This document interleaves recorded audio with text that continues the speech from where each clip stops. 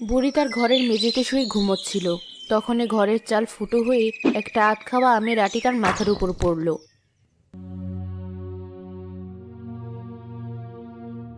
কে? কার এত বড় সাহস আমার বাড়িতে আমের আঁটি ছুঁড়ে মারে? আমার এত সুন্দর ঘুমটা ভেঙে দিল। দাঁড়া, তোদের সবাইকে দেখে নিচ্ছি এখনই। এমনিতেই আমার ঘরের চাল ফুটো, আজ এই ছেলে মেয়েগুলো আমার ঘরের চালটা আরো ফুটো করে দিচ্ছে। বুড়ি জেগে গেছে, এখনই আমাদের ধরতে আসবে। চল আমরা পালাই। আরে, এত ব্যস্ত হচ্ছিস কেন? বুড়ি ওর লাঠি দিয়ে কোরাতে কোরাতে যতক্ষণে বের হবে ততক্ষণে আমরা বাড়ি পৌঁছে যাব। তা অবশ্য ঠিক বলেছিস, আস্তে ধীরেই যাই, তবে এত তাড়াহুড়ো করার কিছু নেই। না, আজ আর আমরা যাব না। আমরা বুড়ির সাথে আরো মজা নেব। 2 দিন পর পরই তো মজা নেই আমরা বুড়ির সাথে, আবার কি মজা? দাঁড়া, বুড়ি বের হোক, তারপর দেখাচ্ছে। শোন, তুই বাম পাশের ঝোপটাতে লুকিয়ে থাকবি, আর আমি ডান পাশের ঝোপে। আমি যখন শীষ বাজাবো তখনই বুঝবি আমি তোকে বের হতে বলছি। তখন তুই বের হবি, আবার শীষ বাজালে ভেতরে ঢুকে পড়বি। ঠিক আছে, আমি লুকোচ্ছি।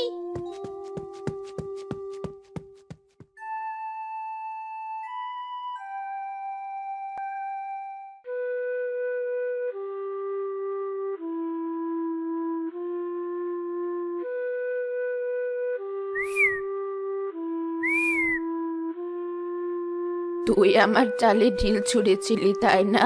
দাঁড়া, তোকে দেখাচ্ছি। ওই তো রাজু আবার শীষ বাজিয়েছে। যাই, আমি ঝোপের ভিতর লুকোই আবার। আ আমার গায়ে ঢিল কে ছুড়লো? ওদিক থেকে শীষ বাজানোর শব্দ শুনলাম। আরেক বানর মনে হয় ওখানেই লুকিয়ে আছে। যাই, আগে ওটাকে ধরি। রাজু আবার শীষ বাজিয়ে আমাকে বের হতে বলছে। যাই, আমি বের হই। এই যে বুড়ি, আমি এখানে, পারলে ধরো আমাকে। ওই বজ্জাত মেয়েটা আবার সামনে এসেছে। যাই, ওকেই আগে ধরি। যেটা লুকিয়ে আছে ওটাকে পরে ধরা যাবে। আমাদের কাউকে ধরতে পারবে না তুমি বুড়ি। দাঁড়াও, এবার আরো বড় একটা ঢিল ছুড়বো তোমার গায়ে। আহ আমার মাথাটা ফাটিয়ে দিল বাজে ছেলে মেয়েগুলো। কি এমন পাপ করেছিলাম আমি যে সৃষ্টিকর্তা আমাকে এভাবে শাস্তি দিচ্ছে? শেষ বয়সেও একটু শান্তিতে থাকতে পারি না। এই সিমি, বেরিয়ে আয়। এই বুড়ি আর আমাদেরকে ভয় দেখাতে পারবে না। খুব ভালো কাজ করেছি না আমরা? এরপর আর লাগতে আসবে আমাদের পিছে? না না, আমি আর কারো পিছে লাগতে যাব না। ভুল হয়ে গেছে আমার। তোদেরকে কতবার আমি ভালো মতো বুঝিয়ে বলেছি যে আমার চালে ঢিল ছুড়িস না তোরা। আমি গরিব মানুষ, কোনো রকম খেয়ে পরে বেঁচে থাকি। এত টাকা কোথায় পাবো ভাঙা চাল ঠিক করার? তোরা আমার কথা শুনতি না বলে ভয় দেখাতাম। শুনবো না আমরা তোমার কথা, কারণ এভাবে খেলে আমরা মজা পাই। আজ তোমার মাথায় ব্যথা পেয়েছো, কাল হয়তো অন্য কোথাও ব্যথা পাবে। তাই শান্তিতে থাকতে চাইলে আমরা যা করছি চুপচাপ মেনে নাও। আমাদের সাথে লাগতে এসো না, তোমার ভালো হবে না। ঠিক আছে, কি আর করার আমার। এমনিতেই বর্ষাকালে বৃষ্টির পানি দিয়ে আমার পুরো ঘর ভেসে যায়। এখন তো মনে হয় আমিও পানির সাথে। তার উপর কালবৈশাখীর দিন এখন, ঝড়ের বাতাসের সাথে আমিও হয়তো উড়ে যাব। উড়লে উড়বে, তাতে আমাদের কি আসে যায়? এই সিমি, চল। পরীকে উচিত শিক্ষা দিয়েছি আজ, আর আমাদের পিছনে লাগতে আসবে না। আর আমরাও যত মন চায় প্রাণ ভরে খেলতে পারবো। ঠিক আছে, চল।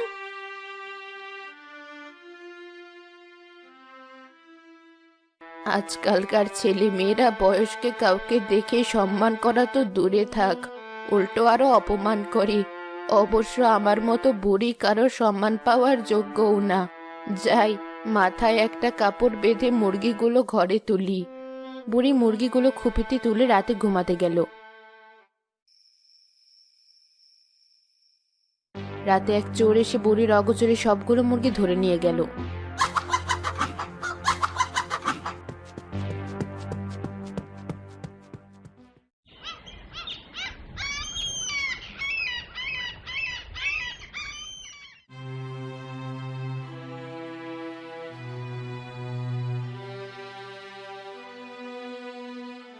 ওমা বুড়ি, তোমার কপালে কি হয়েছে? আর এখানে এভাবে বসে বসে মাথা চাপড়াচ্ছ কেন? কি আর হবে, আমার ফুটো কপাল আরো ফুটো হলো। কত কি করে এই মুরগিগুলো পেয়েছিলাম, এগুলোর ডিম আর মাংস বিক্রি করে কোনো রকম নিজের পেট চালাতাম। এখন এগুলোও সব চুরি হয়ে গেল। আমি কিভাবে কি করব, কি খেয়ে বেঁচে থাকবো এখন? বুড়ি, তুমি চিন্তা করো না, একটা না একটা উপায় বের হবেই। সকালের নাস্তাটা না হয় আমাদের সাথেই করো তুমি। তোর বউ আবার কিছু বলবে না? তুমি আমার সাথে যাচ্ছ, ও তোমাকে কিছু বলতে যাবে না। তুমি চলো তো আমার সাথে। আচ্ছা, চল তাহলে। আজ এত তাড়াতাড়ি ফিরে এলে যে কাজ থেকে, আর বুড়ি তোমার সাথে কি করছে? আর বলো না, কাজে যাওয়ার পথে দেখি বুড়ি তার মুরগির খুপির সামনে বসে কাঁদছে। তার শেষ সম্বল ওই মুরগিগুলো কে যেন চুরি করে নিয়ে গেছে। বুড়ি এখন কি করবে, কি খাবে ভেবে আমার সাথে নিয়ে আসলাম। তুমি বুড়িকে কিছু খেতে দাও, আর তার মাথায় কিছু একটা দিয়ে বেঁধে দাও। তোমার কাণ্ডজ্ঞান দেখলে মেজাজ খারাপ হয় আমার। যেখানে আমার ছেলে মেয়ে ঠিক মতো খেতে পায় না, সেখানে তুমি আরেকজনকে তোমার সাথে করে নিয়ে এসেছো খাওয়ানোর জন্য। আরে, এমন করছো কেন? ছোট থাকতে যখন বুড়ির ঘর সংসার সবকিছু ছিল, তখন কত তার কাছে গিয়ে খাবার খেয়েছি হিসাব নেই। একটা দিন শুধু বুড়িকে দেখে রাখো, কালকের ভেতর মোড়ল সাহেবকে বলে বুড়ির একটা ব্যবস্থা করে ফেলবো। ঠিক আছে, কি আর করার। আমার স্বামীর যখন জনদরদি হওয়ার শখ, তখন তো আমাকে না খেয়ে হলেও মানুষকে দরদ দেখাতে হবে। আসুন, ভেতরে আসুন। বিকেল হলে জসিম বুড়িকে নিয়ে মোড়ল সাহেবের বাড়িতে গেল। তা বলো জসিম, তোমার কি অবস্থা? এতদিন পর কি মনে করে এলে? এসেছিলাম একটু কাজে, আপনার সাহায্যের দরকার ছিল। হ্যাঁ, বলো কি সাহায্য লাগবে? এই বুড়িকে তো চিনেনি আপনি, বড় ভালো মানুষ আর অনেক অসহায়।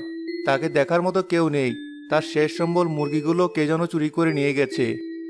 বড় দুঃখের বিষয়। এখন আমি কি করতে পারি? আপনি যদি বুড়িকে কিছু অর্থ দিয়ে সাহায্য করতে পারতেন, খুব উপকার হতো। তুমি না এর আগের বার বুড়ির জন্যই টাকা নিয়ে গিয়েছিলে, আবার বুড়ির জন্য সাহায্য চাইতে এসেছো?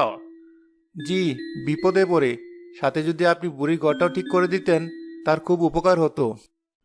দেখো জসিম, আমার অনেক টাকা পয়সা আছে ঠিক আছে, কিন্তু তাই বলে এই ভেবো না আমি সবাইকে দান করার জন্য বসে আছি। এই টাকাগুলো পাওয়ার জন্য আমার অনেক কষ্ট করতে হয়েছে। বারবার একজনকে আমি সাহায্য করতে পারবো না। এটাই শেষবার মোড়ল সাহেব, এরপর আপনার কাছে সাহায্য চাইতে আসবো না। জি মোড়ল সাহেব, শেষবারের মতো বুড়িকে উপকার করে দেখুন। আপনাকে আর নিরাশ করবে না সে। আমার সামর্থ্য থাকলে আমি বুড়ির উপকার করতাম, আপনার কাছে সাহায্য চাইতে আসতাম না। ঠিক আছে, তুমি যখন এত করে বলছো, আমি করব বুড়ির উপকার, কিন্তু তার বিনিময়ে বুড়ির মুরগি যত ডিম দিবে তার অর্ধেক আমাকে দিতে হবে। বুড়ি, তুমি কি এই শর্তে রাজি? জি, আমি রাজি। ঠিক আছে, টাকা নিয়ে যাও। আর ঘর ঠিক করার টাকাটা? বুড়ির ঘর ঠিক করে আমার কোনো লাভ নেই, তাই আমি ওটার টাকা দেব না। বুড়ি বাঁচলো নাকি মরলো সেটা আমার দেখার বিষয় না। আমার লাভটুকু পেলে আমি খুশি। ওটার ব্যবস্থা তোমরা নিজেরাই করো। আমি যেটুকু দেখছি ওটুকুই বেশি। জি মোড়ল সাহেব, ধন্যবাদ আপনাকে। হ্যাঁ, ধন্যবাদ। আমরা আসি তবে। জসিম আর বুড়ি মিলে বাজার থেকে আবার কয়েকটা মুরগি কিনে আনলো। জসিম মুরগিগুলো বুড়ির বাড়ি পর্যন্ত পৌঁছে দিল। এবার তোমার ঘরটা ঠিক করতে হবে বুড়ি। না ঠিক করলেও সমস্যা নেই, আমার অভ্যেস হয়ে গেছে এভাবে থাকতে থাকতে। কিন্তু এবার তোমার ঘরের চালের অবস্থা বেশি খারাপ। আমি দেখি অন্য কোনো ব্যবস্থা করা যায় কিনা। তুই যা করেছিস তাই যথেষ্ট বাবা, এতটুকুই বা কে করে। তুই এবার তোর কাজে যা, আমাকে নিয়ে আর তোর চিন্তা করতে হবে না। অনেক চিন্তা করেছিস আমাকে নিয়ে। ঠিক আছে বুড়িমা, আমি তবে চললাম। তোমার কোনো সমস্যা হলে আমাকে ডেকো। যাক, বাড়ি ফিরলে অবশেষে। কিন্তু তোমার মুখ অমন ভার কেন? বুড়ির তো সব ব্যবস্থা মোড়ল সাহেব করে দিয়েছেন, এখন আবার কিসের চিন্তা তোমার? সব ব্যবস্থা তো হয়নি। বুড়ির ঘরের চালের অবস্থা অনেক খারাপ। বড় কোনো জ্বর হলে বুড়ি মাথা গুজার ঠাঁই পাবে না। তুমি আবার ওই বুড়িকে নিয়েই পড়লে? নিজের চিন্তা করো, এত ওই বুড়িকে নিয়ে ভাবা লাগবে না তোমার। বাবা, এই নাও টাকা। কিসের টাকা এগুলো? আমার জমানো টাকা তোমাকে দিলাম। ওই বুড়ির বাড়ির পাশে বড় আম গাছটা থেকে কত আম পেড়ে খেয়েছি আমরা, কিন্তু বুড়ি কখনো আমাদের উপর রাগ করেনি বা আমাদেরকে বকেনি। উল্টো আরো তার গাছের আম পাড়তে সাহায্য করেছে। আমিও দেখেছি। বুড়ি কিভাবে তার ঘরে রোদ বৃষ্টি আর ঠান্ডার ভেতর কষ্ট করেছে, তাই আমি আমার জমানো টাকাগুলো দিচ্ছি। বুড়ি যেন তার ঘরে নতুন চাল লাগাতে পারে। বাবা, এই যে আমার টাকাগুলো তুমি নাও। আমরা ছাড়া বুড়ির আর কেই বা আছে, তাই আমরা চাই আমাদের সাধ্যমতো বুড়িকে সাহায্য করতে। তুমি আমাদেরকে শিখিয়েছো অন্যের বিপদে সবসময় সাহায্য করতে। তোরা তাহলে সঠিক শিক্ষাটাই পেয়েছিস আমার কাছ থেকে। আমি সত্যি তোদের নিয়ে অনেক গর্বিত। এত অভাবের মাঝে তোদের কষ্ট করে জমানো টাকাগুলো বুড়ির জন্য দিয়ে দিচ্ছিস। তোমরা বুড়িকে সাহায্য করতে চাইলে আমি একা কিভাবে বসে থাকি? এই নাও, আমার জমানো টাকাগুলোও তোমাকে দিলাম।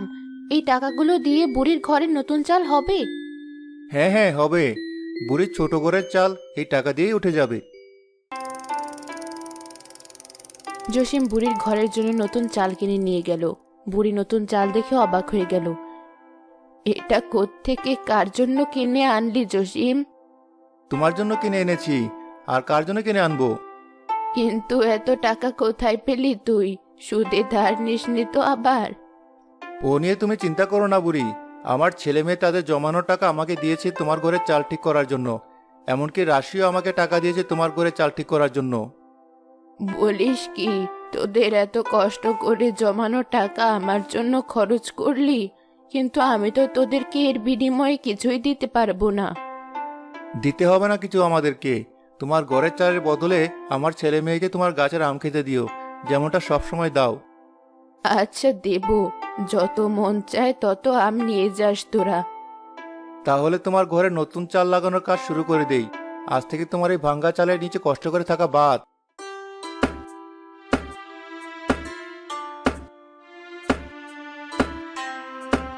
নতুন চাল লাগানোর পর বুড়ির পুরাতন ঘরের রূপ পাল্টে গেল।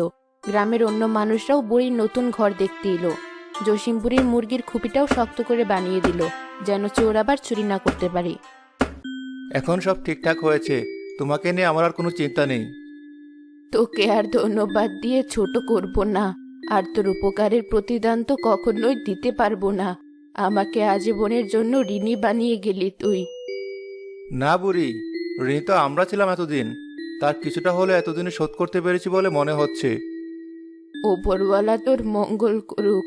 তোর ছেলে মেয়ে দুটোকে বলিস আমার কাছে আসতে। সেদিন বাতাসে কতগুলো আম পড়েছিল, ওদের জন্য রেখে দিয়েছি। আচ্ছা বুড়িমা, বলবো। এবার তাহলে আমি আসি।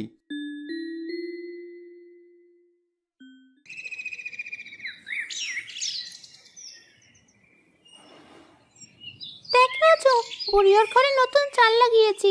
আমরা আর তার চালে ঢিল দিয়ে খেলতে পারবো না। চালটা তো আমার বাবার টাকাতেই লাগিয়েছে, কেন খেলতে পারবো না? এই চালটাতে ভাঙার অধিকার আছে আমার। কিন্তু আমি তো শুনেছিলাম তোর বাবা বুড়িমাকে শুধু মুরগি কেনার টাকা দিয়েছে। এই চালটা নাকি জসিম চাচার পরিবার বুড়িকে দিয়েছে। এই কথাও তোর বিশ্বাস হলো? ওরা নিজেরাই তো অভাবে থাকে, বুড়িকে কিভাবে টাকা দিবে? আমার বাবা আসলে বুড়িকে অনেকগুলো টাকা দিয়েছিল, ওখান থেকে যা বেঁচে গিয়েছে তা দিয়ে বুড়ি নতুন চাল কিনেছে। এতক্ষণে বুঝলাম আসল ঘটনা। চল, বুড়ি নতুন চালটাও ভেঙে দিয়ে আসি।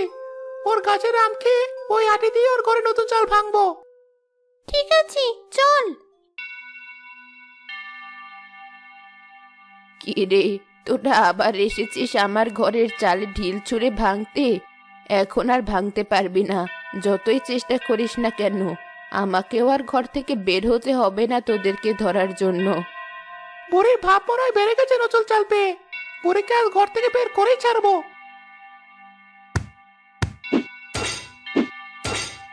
অনেক হয়েছে রাজু, সন্ধ্যা হতে চললো প্রায়। চল, আজ আমরা বাড়ি ফিরে যাই, অন্য আরেকদিন আসবনি। ঠিক আছে, আজ তুই আছিস বলে বুড়ি বেঁচে গেল। এরপর যেদিন আসবো বুড়িকে দেখে নিব, আগের বারের চেয়েও খারাপ অবস্থা করব। সিমি আর রাজু সেদিনের মতো চলে গেল।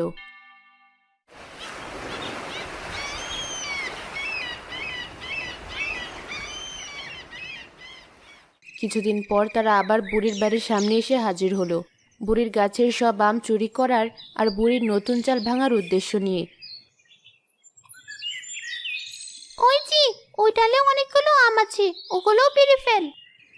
আচ্ছা, পারছি। দেখ, আকাশ হঠাৎ কেমন কালো হয়ে আসছে, ঝড় আসবে মনে হয়। ও কিছু না, একটু পরে ঠিক হয়ে যাবে।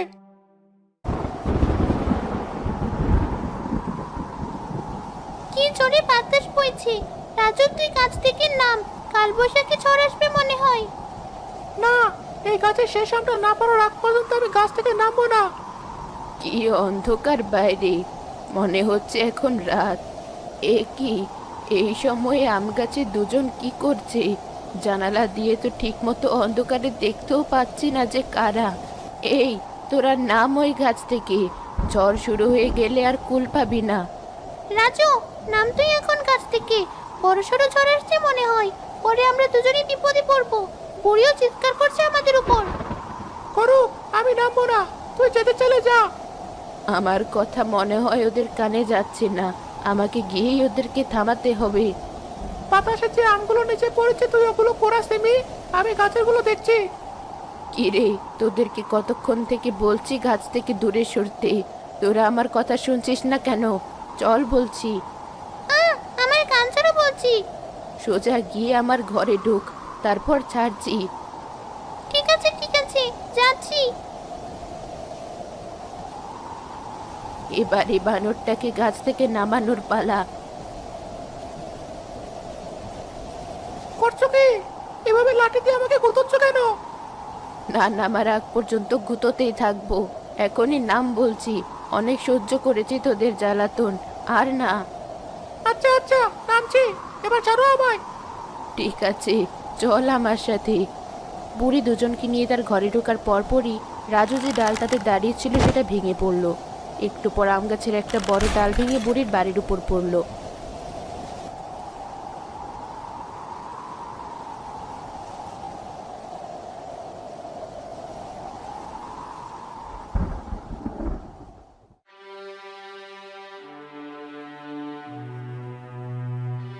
কি বললে? আমার ছেলে কোনো খোঁজ পাওয়া যাচ্ছে না। এই ঝড়ের ভেতর কোথায় গেল? মোড়ল সাহেব, আপনার ছেলেকে বুড়ির আম গাছের কাছে যেতে দেখেছিলাম শেষবারের মতো। আম করাতে গিয়েছিল বোধ হয়।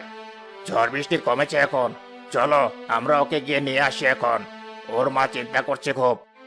কিন্তু মোড়ল সাহেব, একটা খারাপ সংবাদ আছে।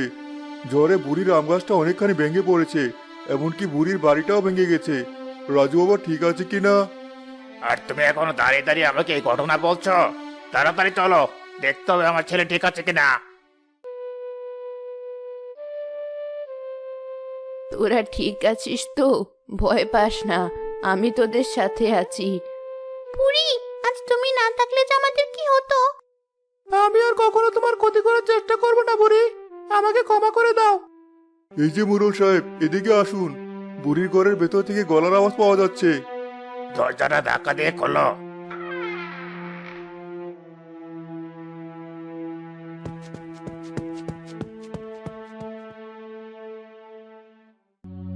আজ তুমি না থাকলে আমার ছেলেটাকে হয়তো আর ফিরে পেতাম না। আমাকে ক্ষমা করে দাও তুমি বুড়ি। তোমাকে ঘরের চাল ঠিক করার টাকা দিয়ে সাহায্য করতে চাইনি, কারণ ওতে আমার নিজের কোনো লাভ হবে না। ভাগ্যিস জসিম আমার মতো চিন্তা করেনি বলে আমার ছেলেটা এখনো বেঁচে আছে। তোমার ঘর বাড়ি ঠিক করার সাথে তোমার দেখভাল করার দায়িত্ব এখন থেকে আমার। আপনি যে আপনার ভুল বুঝতে পেরেছেন, এতেই আমি খুশি।